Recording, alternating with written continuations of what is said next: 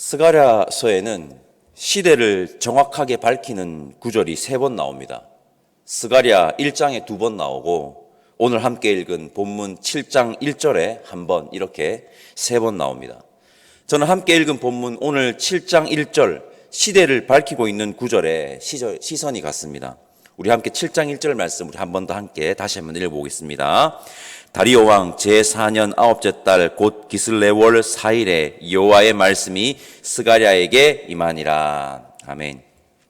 다리오 왕 4년 9째 달에 여호와의 말씀이 스가랴에게 임했습니다. 중단된 성전 재건이 다시 시작된 해가 언제라고 말씀드렸는지 기억나십니까? 어제도 말씀드렸는데 다리오 왕 2년 6째 달입니다. 그러면 성전 재건을 마친 해는 언제일까요? 제가 에스라 6장 14절과 15절 말씀을 읽어보겠습니다. 유다 사람의 장로들이 선지자 학개와 이도의 손자 스가랴의 권면을 따랐으므로 성전 건축하는 일이 형통한지라. 이스라엘 하나님의 명령과 바사왕 고레스와 다리오와 아닥사스다의 조서를 따라 성전을 건축하며 일을 끝내되 다리오 왕 제6년 아달월 3일에 성전 일을 끝내니라. 다리오 왕 제6년에 성전 재건을 마칩니다. 오늘 스가랴 이 선지자가 하나님의 말씀을 받은 때는 성전 재건 공사가 한창일 때이고 다리오 왕 2년과 제6년 딱 절반인 4년이니 절반을 지나는 시점이라는 것입니다. 이 시점에 하나님의 말씀이 스가랴에게 임했습니다. 하나님의 말씀이 스가랴가 임할 그때 베델에서 사람들이 올라와서 제사장들과 선지자들에게 금식에 대한 질문을 합니다. 여러분, 하나님의 역사는 우연이 없습니다. 하나님의 역사는 우연이 없습니다. 그들이 금식에 관한 질문을 한 것은 하나님의 계획 가운데 있는 것입니다. 그들이 어떤 질문을 던지고 어떤 답변을 들었는지 우리 2절에서 5절까지만 우리 함께 읽어보면 좋을 것 같습니다. 2절에서 5절까지 함께 읽겠습니다.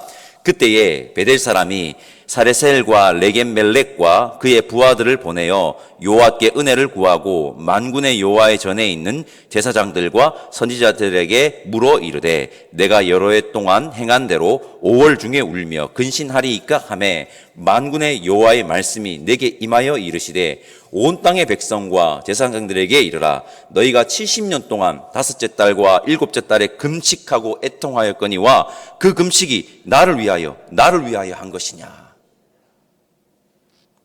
정문일침이라는 사자성어가 있습니다. 정수리에 침 하나를 꽂는다는 뜻으로 따끔하고 매서운 충고나 교훈을 비유적으로 이르는 말입니다. 베델에서 온 사람들의 질문에 하나님께서는 스가랴 선지자를 통해서 베델에서 온 사람들뿐만 아니라 성전 재건에 박차를 가하던 모든 사람들에게 일침을 가하십니다. 남유다가 멸망하던 해 예루살렘 성전이 불타 파괴되던 주전 586년 이후 5월과 7월에 금식을 했습니다.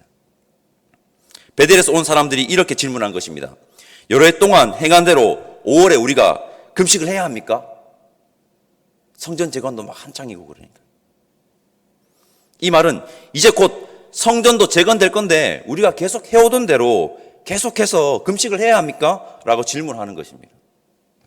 유대인들은 금식을 5월에 했었는데 5월은 여러분 남유다가 최후를 구하던 달입니다. 예루살렘 성전이 불타던 달이 바로 5월입니다. 역사적 아픔을 기억하며 남유다인들은 금식을 한 것입니다. 하나님께서 성전 재건에 박차를 가하는 그들을 향해서 이렇게 말씀하십니다. 금식 진짜 그거 나를 위해서 한 거야? 강력하게 말씀하고 계십니다. 금식 그거 너를 위해서 한 거잖아 라고 일침을 탁 가해버리십니다. 여러분, 금식이라는 행위가 중요한 것이 아닙니다. 그들이 왜 금식을 하는지, 왜 애통해야 하는지 분명히 알아야 하는데 그 본질은 어디에도 없고 금식이라는 행위가 예전으로만 남는다면 금식은 그저 자기를 위한 종교 생활로 전락해버리는 것입니다. 여러분, 여기서 제가 질문을 던져보겠습니다. 남유다인들에게 분명 남유다의 멸망과 예루살렘 성전의 파괴는 가히 충격적인 역사적 아픔의 사건입니다. 질문입니다. 그들이 역사적 아픔을 당한 것이 바벨론이 힘이 강해서입니까?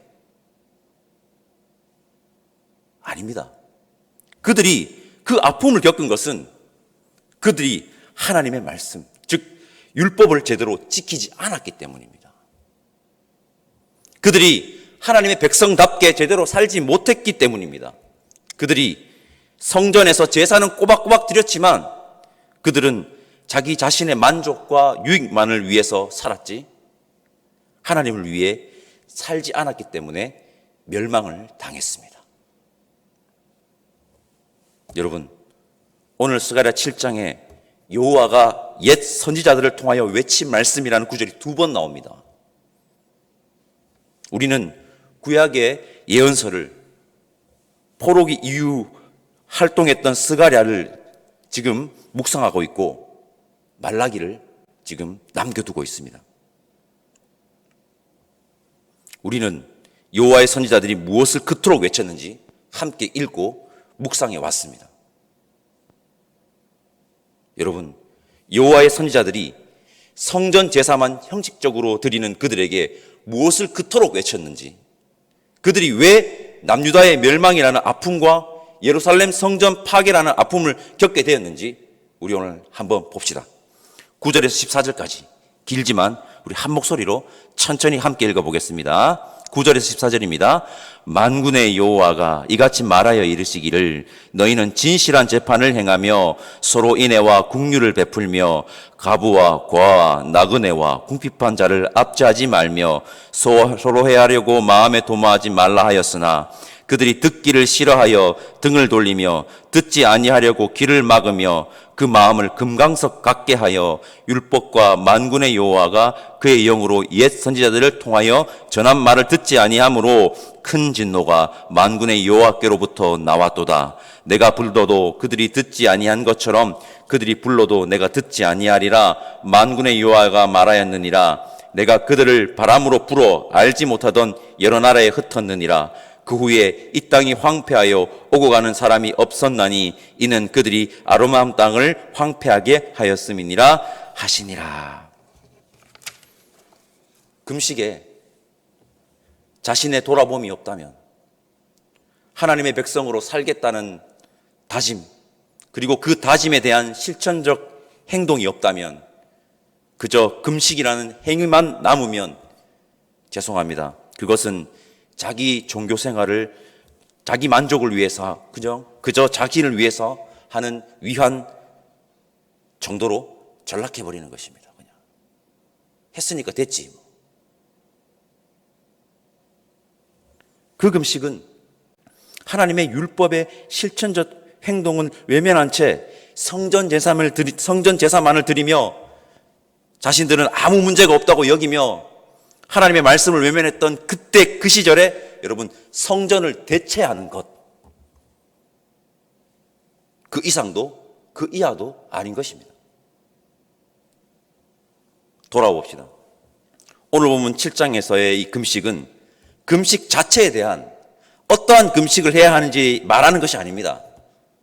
오늘 본문 7장은 포로기한 공동체에게, 성전 재건 공동체에게 본질에 대한 고민을 던지고 있는 것입니다. 스가랴가 말씀을 받은 때는 성전 재건이 절반을 지나는 성전 재건의 완공을 향해 가는 시점이었습니다. 절반을 지나서 하나님은 그들을 향해 이렇게 말씀하시는 것입니다. 너희들 지금 성전 재건의 한창이지. 그리고 그 성전은 곧 재건될 거야. 그러나 만일 너희들이 본질을 회복하지 못하고 놓치면 지금 재건하는 그 성전도 아무 소용없어. 아무 소용없다고. 성도 여러분, 회복은 단순히 예전적 행위의 회복이 아닙니다. 성전과 율법의 회복은 실천적 행동의 회복이 함께해야 하고 하나님의 정의와 공의, 사랑이 하나님의 백성들의 삶 속에서 살아 움직이는 그 회복으로 이어져야 하는 것입니다. 왜냐? 성전과 삶이 연결되지 않으면 성전이 재건되어 봤자 또다시 무너질 것이 뻔하기 때문입니다. 오늘 말씀 근거로 말씀드리겠습니다. 우리는 우리의 삶에서 진실한 재판을 행하여야 하고 서로에게 인애와 긍휼을 베풀어야 하고 과부와 고아 나그네 궁핍한 자, 즉 사회적 약자들을 무시하거나 억압해서는 안 됩니다. 이러한 삶이 성전과 연결될 때 그들은 온전한 회복을 누리게 될 것입니다. 이것이 여러분 성전 재건의 본질입니다. 단순히 예전적 행위가 회복되는 게 아닙니다. 우리는 코로나19라는 어려움에 처했습니다. 그리고 그 어려움에 처한 지도 1년하고도 반이 지났습니다. 저는 스가랴 7장을 묵상하면서 이런 마음이 들었습니다. 지금 우리도 예배의 본질이라는 것을 고민해야 하는 시점이 아닐까. 코로나19의 극복이 단순히 우리가 전에 드렸던 예배의 형태로 돌아감이 아닌 우리의 삶을 돌아보아 하나님의 정의와 공의 그리고 사랑이 회복되는 자리이기를 바라고 그리스도인으로서의 삶이 회복되는 온전한 회복이기를 바라봅니다. 스가랴 7장 성전 재건의 한창이던 그들에게 성전 재건의 본질이 무엇인지 깊이 고민해야 하는 시점이었습니다. 왜냐하면 본질이 회복되지 않으면 성전 재건의 시간이 무의미해지기 때문입니다. 우리 역시 예배의 본질이 무엇인지 깊이 고민해야 하는 시점입니다. 왜냐하면 본질이 회복되지 않으면 우리의 현재 이 어려움의 시간들을 보내며 회복되기를 바라며 취하는 모든 행동들이 무의미해지기 때문입니다. 그냥 허송세월 보내는 겁니다. 마스크 끼고 거리두기 계속하고 했던 그 모든 것들이.